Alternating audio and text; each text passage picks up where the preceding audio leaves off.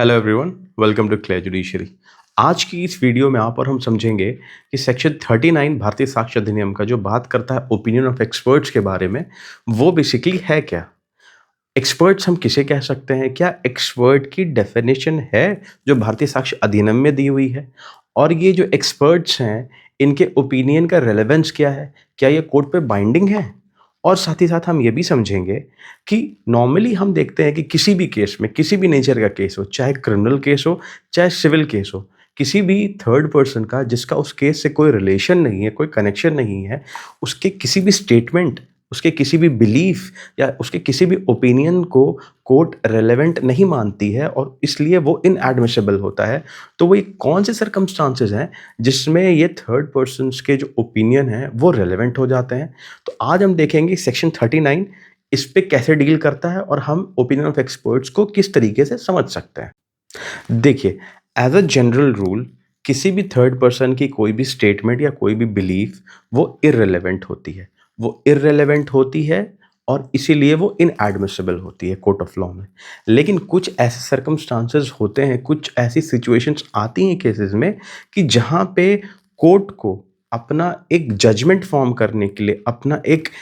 जिसको हम कह सकते हैं जुडिशियस एप्लीकेशन ऑफ माइंड के लिए उनको एक्सपर्ट्स की ओपिनियन की ज़रूरत पड़ती है। वहाँ पे कोर्ट ऐसे एक्सपर्ट्स को, उनकी ओपिनियन को रेलेवेंस देते हैं, उनको इम्पोर्टेंस देते हैं ताकि वो हेल्प करें, ताकि कोर्ट एक प्रॉपर कंक्लूजन पे पहुंच सके उस पर्टिकुलर मैटर में।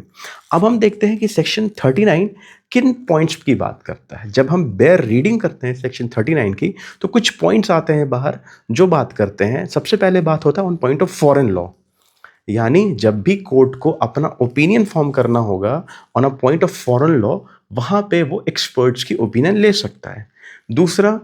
ऑन पॉइंट ऑफ साइंस, यानी कोई भी अगर कोई ऐसी साइंटिफिक सिचुएशन है या कोई साइंटिफिक इशू है जहाँ पे कोर्ट को किसी एक्सपर्ट की ज़रूरत होती है कि वो अपना ओपिनियन दे इस पॉइंट पे, तो वहाँ पे कोर्ट उनके पॉइंट को रेलेवेंट मान के उसको एडमिसिबल ले सकती है। थर्ड आता है ऑन पॉइंट ऑफ आर्ट,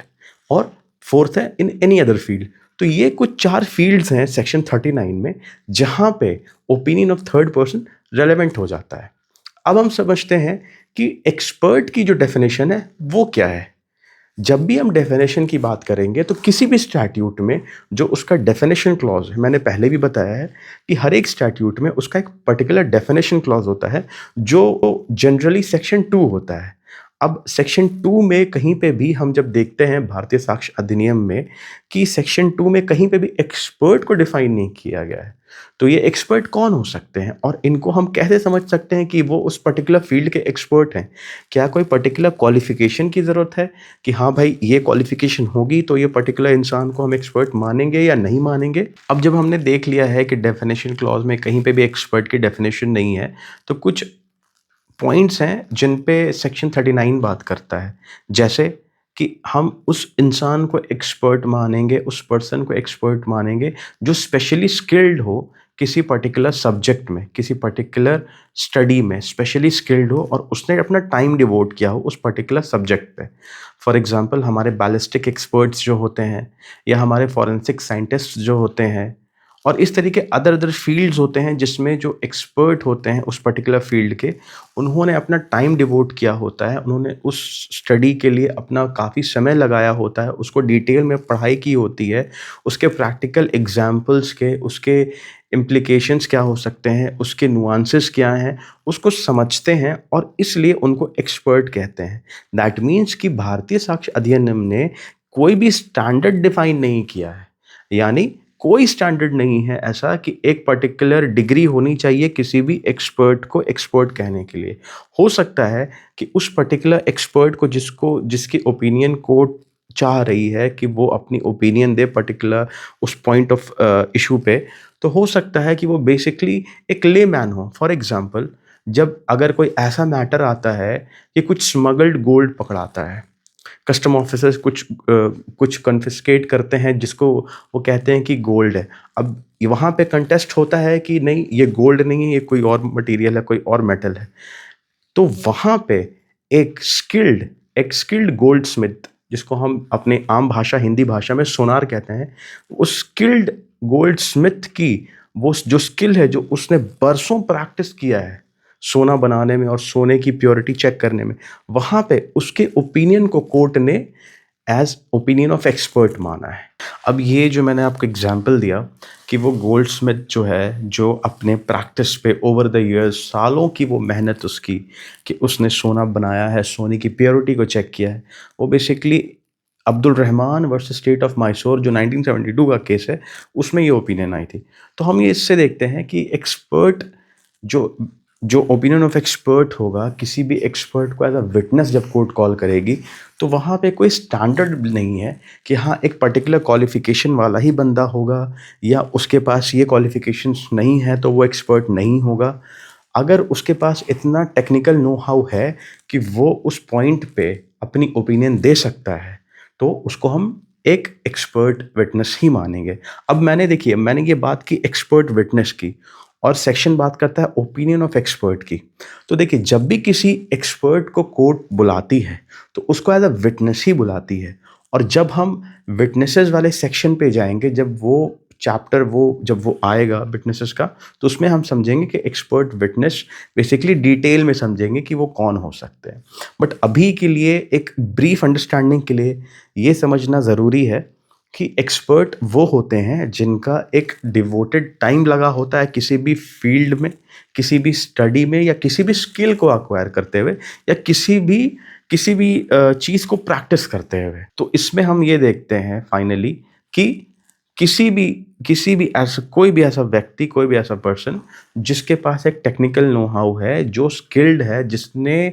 एक पर्टिकुलर फील्ड में प्रैक्टिस की है या उसकी स्टडी की है या वो स्किल्ड है, तो उसको एज एक्सपर्ट विटनेस बुलाया जा सकता है। अब हम सेक्शन 39 जो ओपिनियन ऑफ एक्सपर्ट्स की बात करता है, अब हम इसको एक रियल टाइम एग्जांपल से समझते हैं। कई बार ऐसा होता है कि फ्लाइट्स क्रैश कर जाती हैं, टेक ऑफ के समय या लैंडिंग के समय किसी कारण से क्रैश कर जाती हैं। अब उन पे कोई इन्वेस्टिगेशन होती है। अब इंडिया में, पर्टिकुलरली हमारी कंट्री में जब हम देखते हैं, तो जो मिनिस्ट्री ऑफ सिविल एविएशन है, सिविल एविएशन मिनिस्ट्री जो है, उसके अंडर एक ब्यूरो आता है जिसे हम कहते हैं aircraft accident investigation bureau. Aircraft accident investigation bureau, AAIB उसका एब्रिविएशन है। अब उसके जो इन्वेस्टिगेटर्स हैं, वो बताते हैं, जब अपनी फाइनल रिपोर्ट प्रिपेयर करते हैं कि ये जो क्रैश हुआ है वो किन कारणों से हुआ है। क्या ये मल्टीपल इंजन फेलियर से हुआ है, या इलेक्ट्रिकल सिस्टम की फेलियर से हुआ है, या कैप्टन या पायलट के ह्यूमन एरर की वजह से हुआ है, तो इसका कारण क्या था। तो जब भी कोर्ट अगर किसी भी पॉइंट को समझना चाहेगी कि भाई ये क्रैश का रीज़न क्या था, तो वो उन AAIB के जो इन्वेस्टिगेटर्स हैं, उस ब्यूरो के जो इन्वेस्टिगेटर्स हैं जिन्होंने रिपोर्ट प्रिपेयर की है, उनको एज एक्सपर्ट विटनेस बुला सकती है, ताकि वो अपने जो स्किल्ड, जो उनका एक्सपीरियंस रहा है उस पूरे रिपोर्ट को प्रिपेयर करने में, उस पे आके वो अपना स्टेटमेंट दें। और इस तरीके से उनके ओपिनियन के थ्रू कोर्ट को एक इन्फॉर्म जजमेंट की तरफ रीच करने के लिए आसानी होगी। अब इसको एक और एग्जांपल से समझते हैं। मान लीजिए कि एक ऐसा इंसिडेंट होता है जहाँ पे एक विक्टिम है, जो एक लेडी है जिसके साथ रेप हुआ है और उसको मार दिया गया है। अब विक्टिम के कपड़ों पे अक्यूज्ड के सीमेन के ट्रेसेस मिलते हैं। अब जब सीमेन के ट्रेसेस मिलते हैं, तो अक्यूज जो है उसको डीएनए प्रोफाइलिंग के लिए भेजा जाता है। अब जब उसको डीएनए प्रोफाइलिंग के लिए जब भेजा गया, तो वहाँ पे जब उसके ब्लड सैंपल लिए गए, तो जो सीमेन के ट्रेसेस थे और जो अक्यूज के ब्लड सैंपल्स है वो मैच करते हैं। और वो जो FSL रिपोर्ट है, फॉरेंसिक साइंस लैब रिपोर्ट है, वो ये इस्टेब्लिश करती है कि accused was the main perpetrator of the crime, यानी अक्यूज्ड ही इन्वॉल्व था इस क्राइम में। अब वो जो FSL रिपोर्ट जिन्होंने प्रिपेयर की है, जो फॉरेंसिक डॉक्टर्स हैं वहाँ के FSL रिपोर्ट प्रिपेयर करने वाले, वो एज एक्सपर्ट विटनेस बुलाए जा सकते हैं उस केस में, अगर कोर्ट को उनकी ओपिनियन जानने की ज़रूरत होती है तो हमने इन रियल टाइम एग्जांपल से समझा कि ये जो एक्सपर्ट विटनेसेस होते हैं, जो अपनी एक्सपर्ट ओपिनियन देते हैं, जब भी कोर्ट को अपना ओपिनियन फॉर्म करना होता है किसी भी पॉइंट ऑफ इशू पे, तो वहाँ पे ये अपने स्टेटमेंट दे सकते हैं। अब उनकी जो फिटनेस है या उनकी जो कॉम्पिटेंस है, इसको जज सिर्फ और सिर्फ कोर्ट ऑफ लॉ कर सकती है कि वो जो पर्टिकुलर एक्सपर्ट विटनेस है वो कितना कॉम्पिटेंट है, कितना ट्रुथफुल है और कितना रिलायबल है। और साथ ही साथ वो जो विटनेस है उसको क्रॉस एग्जामिनेशन और एग्जामिनेशन के प्रोसेस से गुजर के ही उसको, यानी उसके जो स्टेटमेंट हैं उसको जो बाकी एविडेंसेस ऑन रिकॉर्ड हैं उनके साथ कोलैबोरेट करके ही एक पर्टिकुलर जजमेंट कोर्ट फॉर्म करेगी। ये एकदम क्लियर है। अब इस पॉइंट पे एक इम्पॉर्टेंट केस लॉ है Kanchan Singh versus state of Gujarat 1979 का, जहाँ पे सुप्रीम कोर्ट ने 2 रिक्विजिट ग्राउंड्स ले डाउन किए हैं जहाँ पे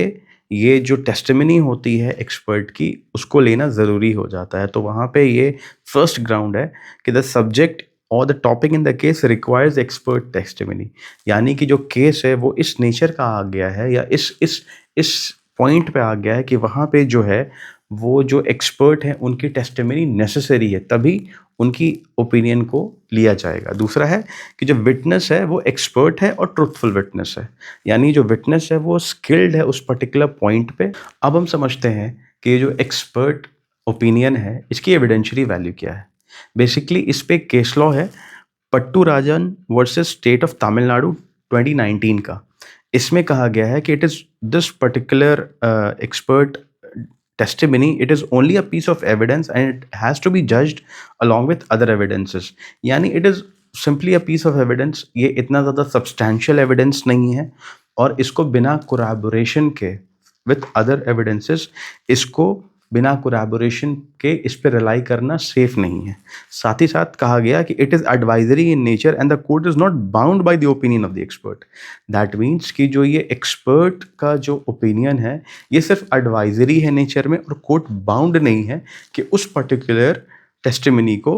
वो एक सब्सटैंशियल पीस ऑफ एविडेंस माने। अब एक और पॉइंट समझते हैं। मान लीजिए कि किसी भी सिविल सूट में, किसी भी केस में जो सिविल नेचर का है,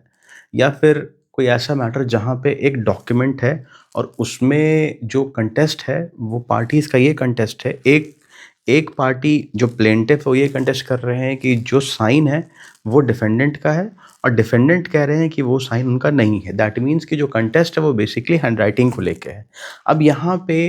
जब कोर्ट किसी को एज एक्सपर्ट बुलाएगी उनका ओपिनियन लेने के लिए, तो वो कौन हो सकते हैं? बेसिकली एक्सपर्ट के लिए चूंकि कोई स्टैंडर्ड ले डाउन नहीं है, तो यहाँ पे हर एक वो पर्सन, हर एक वो व्यक्ति जो डिफेंडेंट, क्योंकि डिफेंडेंट के सिग्नेचर और डिफेंडेंट की हैंडराइटिंग की बात है, तो हर एक वो व्यक्ति जो डिफेंडेंट के हैंडराइटिंग से अक्वेंटेड है, यानी अवगत है, यानी कि उसको पता है, वो उसने कई बार उस चीज़ को देखा है, वो फेमिलियर है उसकी हैंडराइटिंग से, तो उसको एज एक्सपर्ट विटनेस बुलाया जा सकता है और कोर्ट उसकी ओपिनियन ले सकती है। हैंडराइटिंग एक्सपर्ट्स भी हैं, उनको भी एज एक्सपर्ट विटनेस बुलाया जा सकता है। साथ ही साथ हर एक वो व्यक्ति जो भी डिफेंडेंट की हैंडराइटिंग से अक्वेंटेड है, अवगत है, बहुत फेमिलियर है, कई बार उस देखा हुआ है कि हाँ डिफेंडेंट की हैंडराइटिंग ऐसी है, तो उसको भी एज एक्सपर्ट विटनेस बुलाया जा सकता है और उसकी ओपिनियन को लिया जा सकता है। इस शॉर्ट वीडियो में आपने और मैंने समझा जो ओपिनियन ऑफ एक्सपर्ट की बात करता है, वहाँ पे जो एक्सपर्ट है वो कौन हो सकते हैं और उनके ओपिनियन की क्या वैल्यू होती है, उनकी ओपिनियन की एविडेंशियरी वैल्यू क्या है, वो एडवाइजरी इन नेचर है, वो सब्सटैंशियल पीस ऑफ एविडेंस नहीं है, उसको जो बाकी जो एविडेंसेस हैं ऑन रिकॉर्ड उनके साथ कोलैबोरेट करने के बाद ही उसको ऑन रिकॉर्ड लिया जाएगा, उसकी रेलेवेंस क्या है। और साथ ही साथ हमने कुछ रियल टाइम एग्जाम्पल्स से जो हमारे रियल टाइम में हो रहे हैं, आसपास हो रहे हैं, उनके थ्रू समझने की कोशिश की कि कोई पर्टिकुलर इन्वेस्टिगेटर्स हैं, उनको एज एक्सपर्ट विटनेस कब बुलाया जा सकता है, या फिर जो एफएसएल रिपोर्ट है उसकी क्या रेलेवेंस है, और जो जिन्होंने उस एफएसएल रिपोर्ट को प्रिपेयर किया है उनको भी एज एक्सपर्ट विटनेस बुलाया जा सकता है। या फिर अगर कहीं पे हैंडराइटिंग का या सिग्नेचर का कोई कंटेस्ट है, कोई इशू अराइज हो रखा है किसी पर्टिकुलर केस में, तो वहाँ पे उस हैंडराइटिंग से जो भी लोग अक्वेंटेड हैं, फेमिलियर हैं, अवगत हैं, उनको बुलाया जा सकता है एज एक्सपर्ट विटनेस। तो आई होप कि आपकी एक अच्छी अंडरस्टैंडिंग बनी होगी ओपिनियन ऑफ एक्सपर्ट्स को लेके। और अगर आपको ये वीडियो अच्छी लगी तो इसको लाइक कीजिए, चैनल को सब्सक्राइब कीजिए और बेल आइकन को दबाना मत भूलिएगा ताकि ऐसी इंफॉर्मेटिव वीडियोस फर्दर आप तक पहुंचती रहें। Till then keep preparing for judiciary and all the best.